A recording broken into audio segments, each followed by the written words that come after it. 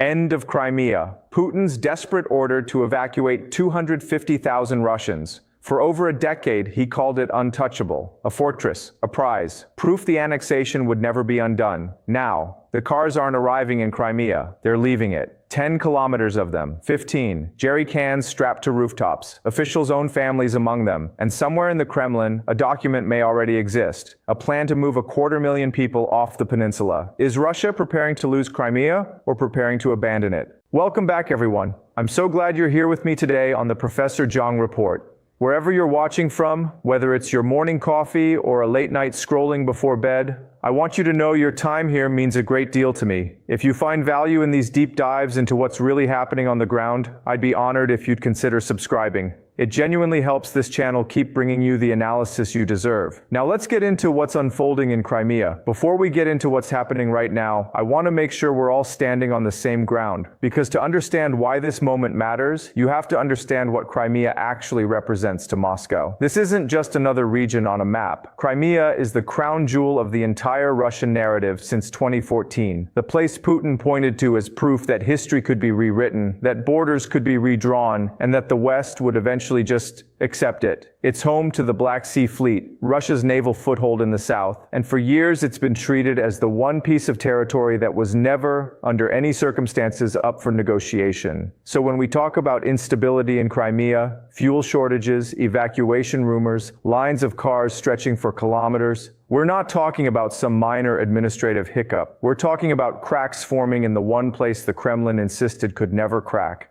And that's exactly why what's happening right now deserves your full attention. So how did we get here? Because just a few weeks ago, this wasn't the story anyone was telling about Crimea. The shift traces back to a sustained campaign, not a single dramatic strike, but something more patient and, honestly, more effective. Over the span of weeks, Ukrainian long-range drones began systematically targeting the infrastructure that keeps the peninsula functioning, fuel depots first, then the power grid, then the rail links feeding supplies in from the mainland. Not one knockout blow, a slow strangling of the system's ordinary life depends on. See? And then came the moment that made it official. On June 26th, Sergei Aksyonov, the man Moscow installed to run Crimea, declared a regional state of emergency. Now, on paper, that's a bureaucratic announcement. In practice, it was an admission. It meant electricity was failing across large parts of the peninsula, especially around Sevastopol. And because water pumps run on that same electricity, the blackouts didn't just mean darkness. They meant drinking water shortages too. At the same time, fuel, the lifeblood of any tourist season, any economy, any evacuation plan, was being rationed, restricted, and in places, cut off entirely. Three basic pillars of daily life: electricity, water, fuel, all buckling within the same narrow window. And once you understand that convergence, the images we're about to look at, the panic, the cues, the whispers of evacuation, start to make a lot more sense. Let's talk about what this actually looked like for the people living through it. Because numbers and declarations only tell part of the story. The fuel rationing wasn't gentle. Authorities capped purchases at 20 liters per person per day and banned filling canisters altogether, a direct attempt to stop panic buying before it spiraled further. In Sevastopol, fuel coupons started being distributed through a messaging app, like some kind of wartime ration card system. And then, on June 21st, the situation escalated again. Civilian fuel sales were halted completely. What little remained was reserved for emergency services and government vehicles only. Think about how strange that made ordinary transactions. Some hotels reportedly began offering guests free fuel in exchange for multi-day stays. One real estate listing apparently offered to trade a seaside villa for 100 liters of gasoline. When property is being bartered for gas, you're not looking at inconvenience anymore. You're looking at a system under real strain. And it wasn't just fuel. Even the peninsula's summer camps, including sites considered cultural symbols since the Soviet era, were shut down, with children evacuated out. That detail matters more than it might seem. When an occupying administration starts pulling children out before anyone else, it tells you something about how seriously they're taking their own warnings. Then there's the economy. Crimea has spent years as a favorite vacation destination for Russian tourists, most of whom notably arrive by car. This year, close to 80% of hotel bookings were reportedly canceled within a 2-week stretch. Reservations for July and August dropped sharply across the peninsula. Without fuel, without confidence, without a reliable way in or out, the tourist season didn't just slow down. For many businesses, it effectively evaporated, and that collapse rippled outward fast. Layoffs, delayed wages, business owners struggling to even cover their taxes. In one striking moment, employees at Crimea's largest gas station chain, over 100 locations, recorded a video appeal directly to Putin, warning that thousands of jobs were on the line. So by the time we get to the images of packed highways and desperate lines at the bridge, this is the backdrop. Not a sudden panic out of nowhere. A slow-building pressure that had already touched nearly every part of daily life on the peninsula. And this brings us to the image that's come to define this entire crisis, the Kerch Bridge. To understand why this matters so much, you have to understand what this bridge was built to represent. Opened in 2018 at a cost of roughly $4 billion, it wasn't just infrastructure, it was a statement. A physical, concrete declaration that the annexation was permanent, that Crimea was now literally, structurally attached to Russia. For years, it stood as one of the Kremlin's proudest symbols. Today, that same bridge has become something very different, an escape route. Satellite imagery from Planet Labs, captured in late June, showed a queue stretching more than 10 kilometers back from the checkpoint. Somewhere in the neighborhood of 1,500 vehicles, all pointed toward the mainland. And by the following evening, independent monitoring channels reported the line had grown even longer, up to 15 kilometers, with vehicle counts climbing toward 2,700. Wait times at the worst moments reportedly stretched past 5 hours. Picture that for a moment. Hours sitting in a car, engine off to conserve fuel, watching the line barely move, while carrying spare gasoline in canisters wedged into trunks, back seats, even strapped to rooftops, because there was no guarantee more would be available on the other side. And even the relief effort got caught in the same trap. Fuel tankers sent to ease the shortage reportedly ended up stuck in these same queues for hours, unable to reach the stations that needed them. Making matters worse, the bridge wasn't even reliably open. Traffic was regularly suspended overnight as air defense systems activated, responding to missile threats and the danger posed by Ukrainian naval drones. Russian forces reportedly began deploying smoke generators along the bridge simply to obscure it from view. This is a structure some Russian media outlets have themselves nicknamed the Death Road, simultaneously the peninsula's most vital lifeline and its single greatest point of vulnerability. And here's the part that makes it even more precarious. The bridge wasn't Crimea's only way out, it just became the only one still functioning. Ferry services from Kerch to Russia's Kavkaz port effectively collapsed after strikes on nearby oil depots. Heavy commercial traffic, once redirected to those ferries, suddenly had nowhere to go but back onto the bridge, adding even more pressure to a route already buckling under demand. So when people talk about the queues at Kerch, they're not describing an isolated traffic jam. They're describing the visible bottleneck of an entire peninsula running out of ways to breathe. Now we arrive at the claim that's been driving headlines across the internet. The number everyone's talking about, 250,000 people. Here's where I want to slow down and be very precise with you, because this is exactly the kind of moment where sensational numbers can get ahead of the facts, and I'd rather give you the full picture than just the headline. The claim originates from a channel called VCHK-OGPU, which describes itself as connected to sources within Russian security circles. According to their reporting, the Crimean Occupation Administration secretly drafted a plan to evacuate residents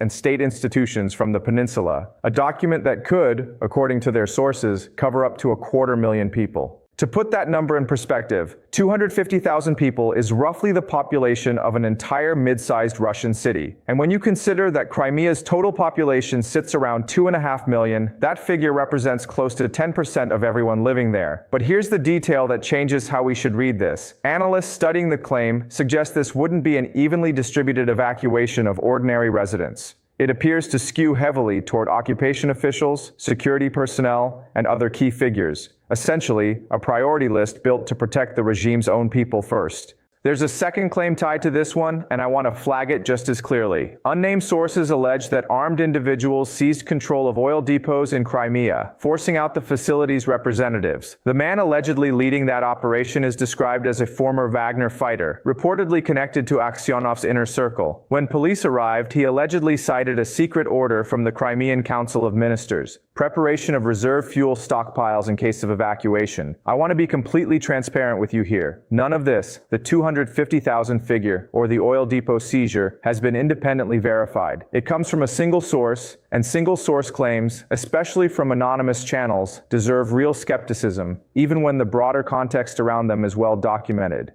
And there's a strategic reason some analysts believe an official large-scale evacuation is unlikely to ever be formally announced. Organizing one at that scale would almost certainly require negotiating safe passage with Ukraine, and for Putin, that kind of concession would be a devastating loss of prestige on the world stage. Russian economist Igor Lipsitz put it bluntly, Putin may simply prefer to leave ordinary Russians in Crimea to fend for themselves rather than ask Ukraine for help getting them out. So here's where that leaves us. A confirmed official evacuation, not verified, but a real, visible, undeniable exodus happening on the ground, organized or not. That part, the footage and satellite imagery, leave very little room to doubt. So why is this happening now? What's actually driving this collapse? It helps to understand that Ukraine isn't attempting some large, dramatic ground assault to physically retake Crimea, at least not right now. Instead, they're running a far more patient, far more calculated campaign. A logistics blockade. The sequence has been deliberate. Hit the fuel depots first, then the electricity grid, then the rail lines, then the bridges, and finally, the warships defending the Kerch Strait itself. Ukraine's defense minister Mikhailo Fedorov summed up the entire strategy in a single phrase. The goal is to turn Crimea into an island, cutting it off from the Russian mainland piece by piece. And what makes this campaign so effective is the economics behind it. The drones Ukraine is using to strike these targets cost a fraction of what they're destroying, tens of thousands of dollars, compared to the millions it costs Russia to operate the infrastructure being hit, or to intercept these threats with something like a Storm Shadow cruise missile, which runs around $2 million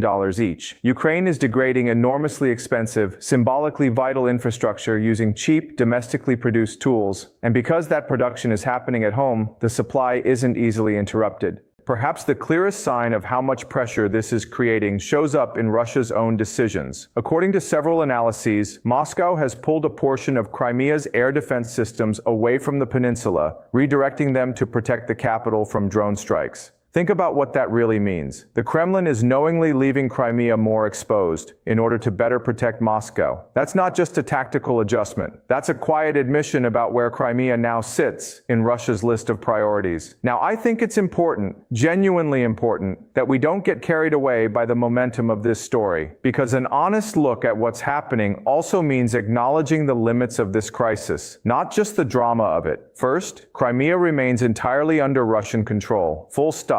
And Russia is fighting hard to keep it that way. After nearly every strike, repair crews move in quickly, rebuilding roads, patching bridges, constructing pontoon crossings to keep some route open even when the main one is damaged. The area around the Kerch Bridge has been reinforced with buoy chains to guard against naval drones, alongside some of the heaviest air defense coverage anywhere in the region. This is arguably the most protected piece of infrastructure Russia currently operates. Russia has also been quietly working for years to reduce its dependence on that one bridge, investing roughly $12 billion in alternative land routes through occupied southern Ukraine, connecting Crimea to Donbass and onward to Russia itself. In other words, this isn't a system built with only one point of failure. Second, Ukraine has real limitations too. The Kerch Bridge has been struck multiple times over the course of the war, and yet it has never been fully taken out of commission. Damaging it is one thing. Permanently disabling it is an entirely different challenge. The peninsula is layered with minefields, fortified defensive lines, and dense air defense coverage. And we saw exactly how difficult breaking through those defenses can be during Ukraine's 2023 counteroffensive, which stalled hard once it reached these same kinds of fortifications.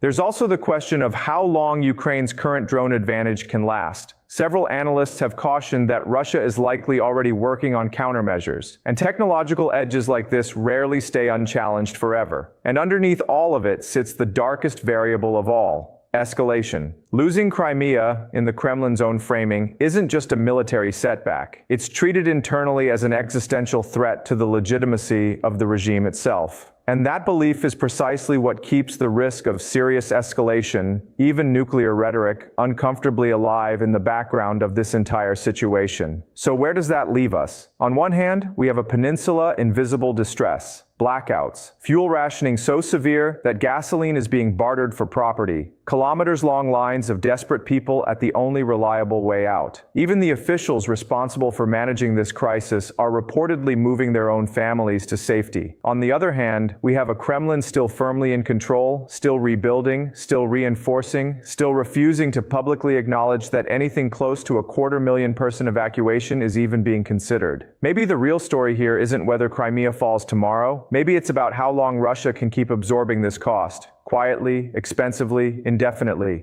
before something has to give. What do you think? Is this the beginning of Crimea slipping out of Russia's grip, or just another chapter in a war of attrition that could stretch on for years? Let me know in the comments. I read every single one. If this kind of grounded, honest analysis is valuable to you, consider subscribing to the Professor Jiang Report, and I'll see you in the next one.